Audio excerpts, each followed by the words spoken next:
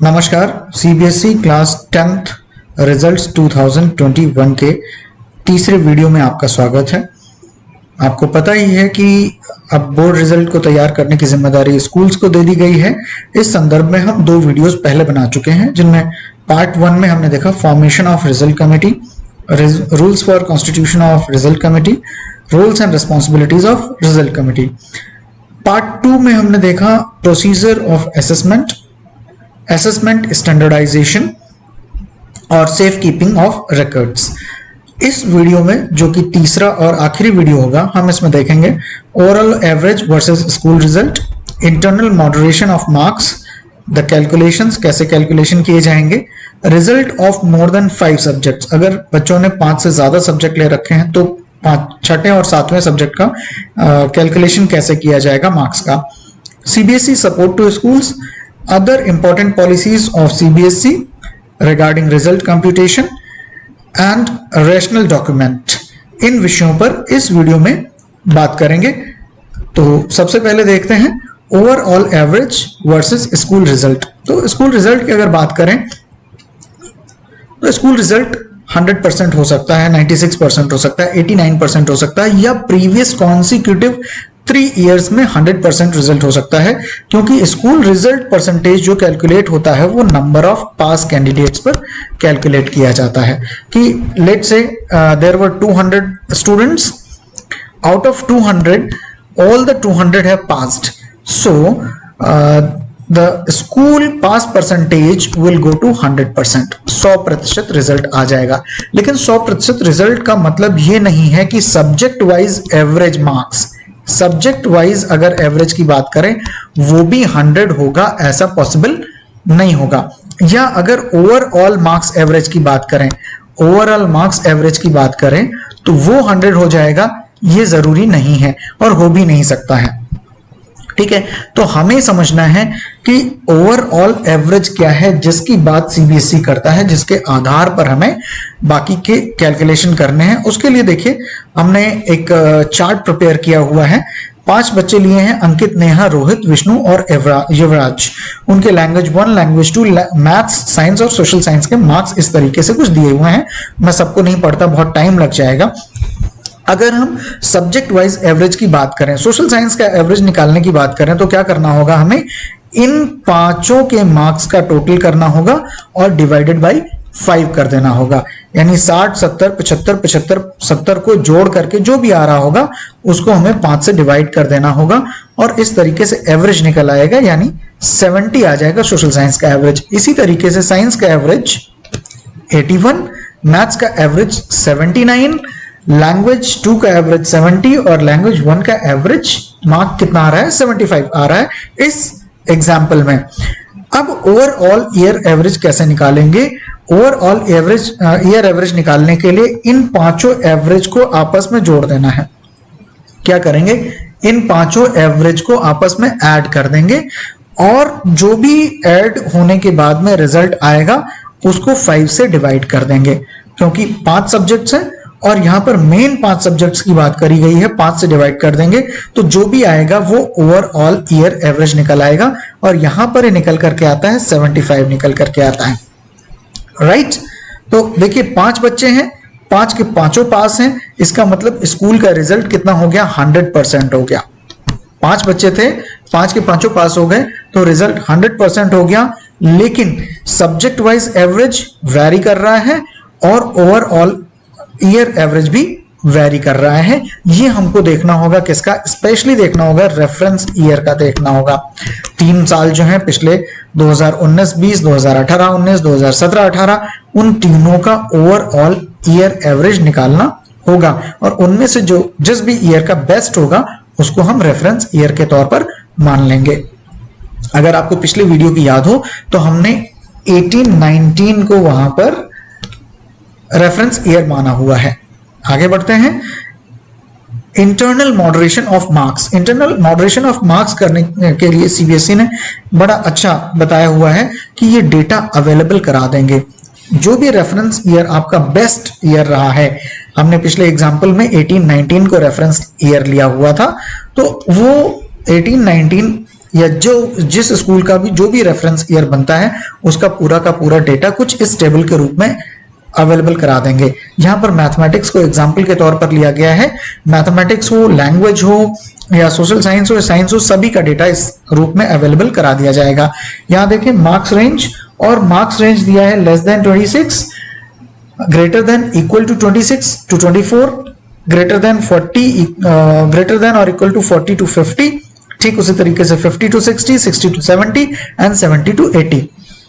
Example है कि less than 26 में 1% है, दूसरे केस में 14% है, तीसरे केस में 25% है, चौथे केस में 10% है, पांचवें केस में 20% है और छठे केस में 30% है। आपको ध्यान देने की बात है, ये डेटा आपको दिया जाएगा किसके लिए?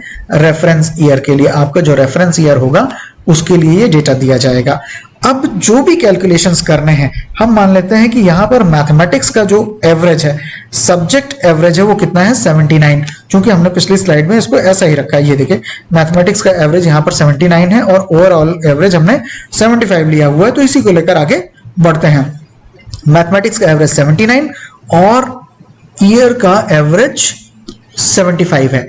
तो 2021 के लिए किस तरीके से मैथमेटिक्स के मार्क्स का डिस्ट्रीब्यूशन किया जाएगा? ठीक से अब देखिए यहाँ पर लेस देन 26 1% था, यहाँ पर 1% में हमने लिए हुए हैं कि 200 स्टूडेंट्स हैं मान लीजिए हमारे स्कूल में 2021 में, तो 200 का 1% 2 हो जाएगा, 200 का 14% 28 हो जाएगा, 200 का 25% 50 हो जाएगा, 200 का 10% 20 हो जाएगा, 200 का 20% 40 हो जाएगा और 200 का 30% कितना हो जाएगा?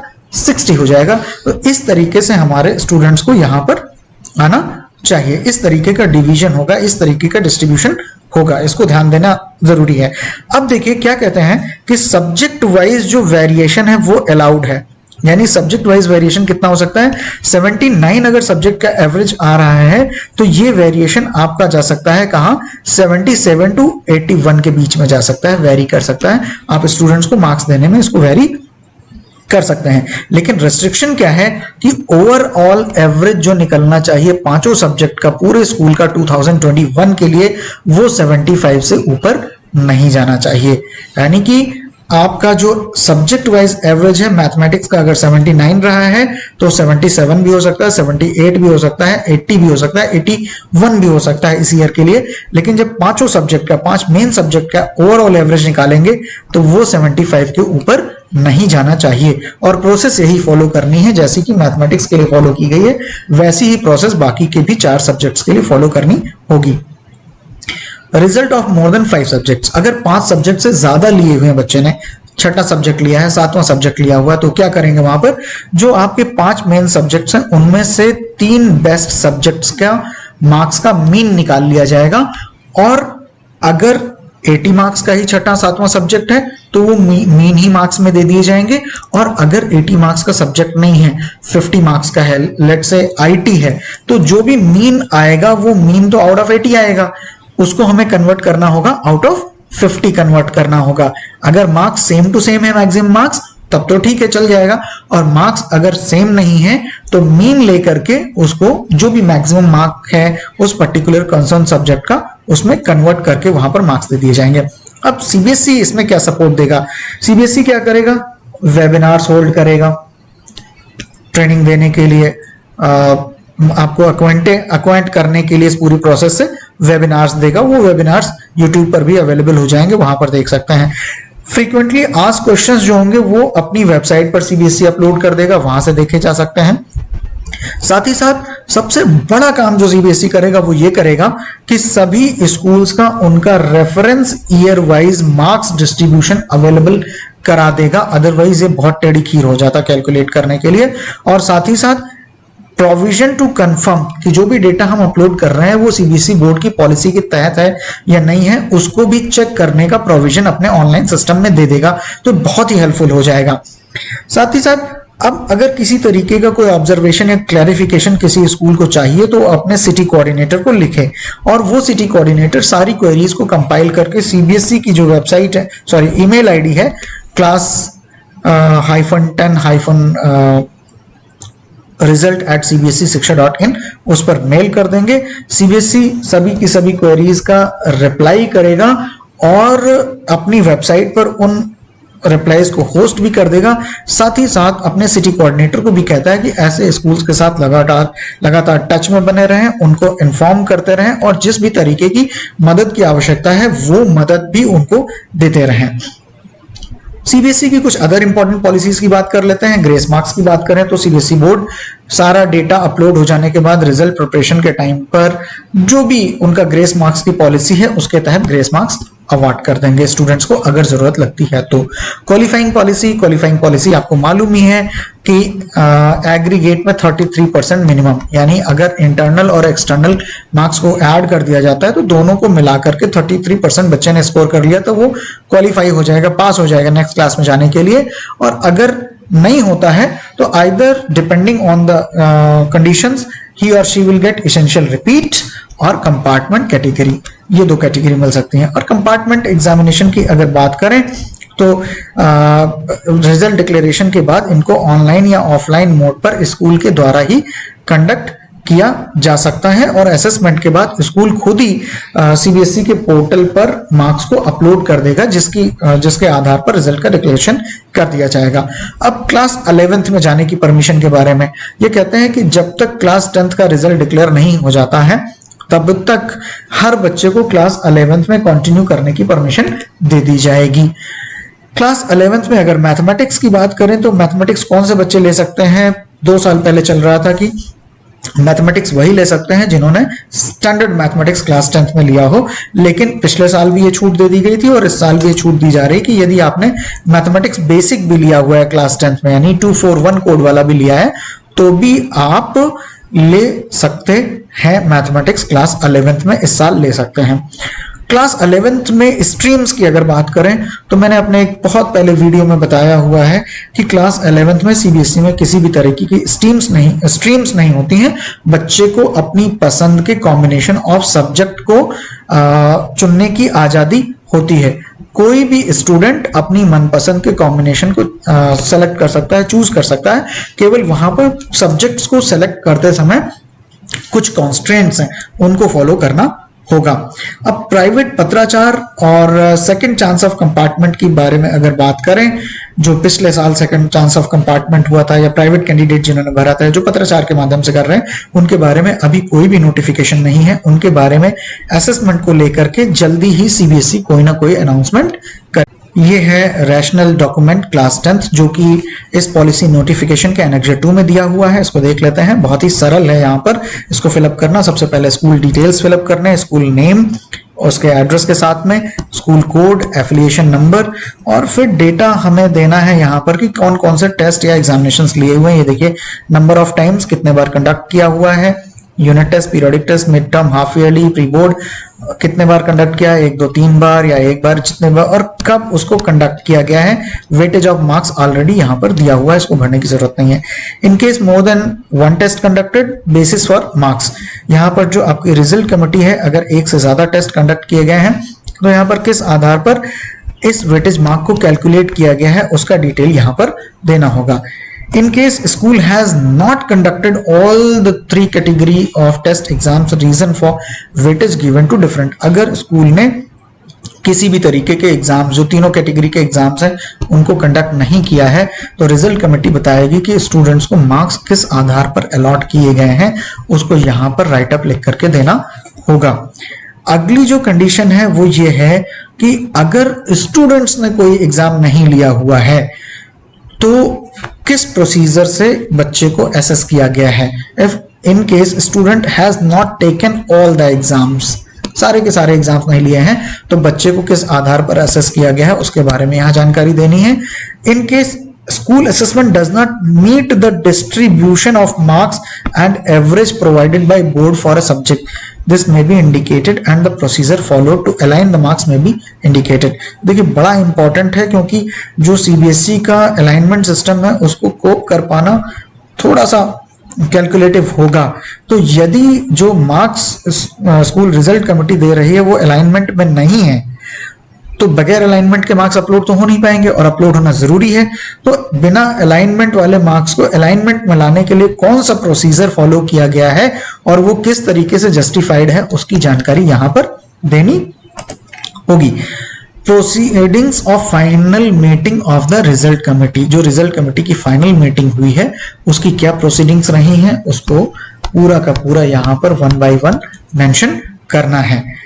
ये जानकारी यहाँ पर देनी है, ये लंबी जानकारी है। और फिर इसके बाद जो कमेटी मेंबर्स हैं उनको एक सर्टिफिकेट इशू करना है और वो सर्टिफिकेट देखिए यहाँ पर लिखा है has followed the board guidelines, board guideline follow करी है और पूरी स्पिरिट के साथ और पूरी ऑब्जेक्टिविटी के साथ में अनबायस्ड होते हुए फेयर और ट्रांसपेरेंट मैनर में रिजल्ट कमेटी ने रिजल्ट को कंपाइल किया है। इस बात का एक सर्टिफिकेट साइन करना है। पहले यहाँ पर पांचों जो इंटरनल स्कूल मेंबर्स हैं उनके नाम होंगे, उनके सिग्नेचर यहाँ पर होंगे, कोशिश करें सिग्नेचर के साथ डेट भी डाल दें। और उसके बाद एक्सटर्नल मेंबर्स जो हैं वो उनका नाम, किस स्कूल से आए हैं, उस स्कूल में डेजिग्नेशन क्या है, उनका सिग्नेचर दोनों मेंबर्स के। और फिर जो प्रिंसिपल है, इंटरनल जो स्कूल है उसका जो प्रिंसिपल है उसका यहाँ पर नाम होगा और उसका सिग्नेचर होगा। आपको मालूम है कि जो प्रिंसिपल है वो रिजल्ट कमेटी का कौन है, चेयरपर्सन है। तो चेयरपर्सन का सिग्नेचर भी लास्ट में लेना बहुत जरूरी है। तो ये जानकारी है रैशनल डॉक्यूमेंट के बारे में। इस वीडियो में, जो कि इस सीरीज का आखिरी वीडियो है, हम लोगों ने सभी के सभी पॉइंट्स को डिस्कस कर लिया है। हमने इंटरनल मॉडरेशन ऑफ मार्क्स की बात कर ली है, कैलकुलेशंस की बात कर ली है, 5 सब्जेक्ट से ज्यादा लिए हों तो उसकी बात कर ली है, सीबीएसई सपोर्ट की बात कर ली है और रैशनल डॉक्यूमेंट्स की बात कर ली है। तो इस तरीके से सभी पॉइंट्स को कवर कर लिया गया है। उम्मीद है कि इस सीरीज के 3 के तीनों वीडियो आपके लिए बहुत ही हेल्पफुल साबित होंगे। आगे आने वाले अपडेट्स के लिए देखते रहें, सुनते रहें संग्राम सिंह को, जुड़े रहें हमारे YouTube चैनल महासा के साथ में। जय हिंद।